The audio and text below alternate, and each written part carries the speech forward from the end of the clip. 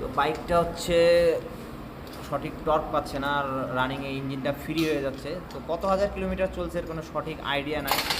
Main হচ্ছে যার bike উনি নিজেও জানে না কত হাজারটা। খুলবো, খুলে দেখাবো যে কী অবস্থায় আছে। ইঞ্জিন অয়েলটা পুরো গাদ হয়ে গেছে, কালো কুচকুচা হয়ে গেছে। দেখেন এখানে একটু পড়ছে, বোঝা যাচ্ছে কী অবস্থা ইঞ্জিন অয়েলের। তো কত হাজার কিলোমিটার চলছে এর কোনো সঠিক আইডিয়া নাই, তো আমরা খুলে দেখবো। এছাড়াও বাইকে ক্যাবিটে নয়েজ আছে, স্পিড সেন্সারের সমস্যা আছে। ক্লাস প্লেটটা আমরা নামালাম, এখন চেক দেবো ক্লাস প্লেটের কী অবস্থা। এটা একটু মুছে দেন। ক্লাস প্লেটের অবস্থা সব কিছু ভাই গেছে গা, সব গরম ভাই, সেই গরম। তো হাফ সেন্টারের অবস্থাটা দেখেন, পুরাটায় দাগ চলে আসছে। তো এখানে পানি দিলেও পানি খাওয়া যাবে এমন অবস্থা। প্রেশার প্লেটটাও পুরা জ্বলে গেছে। মেন হচ্ছে মোবিলটা গা ধোয়ার কারণ হচ্ছে ক্লাস প্লেটটায় ফাইবারগুলো দেখেন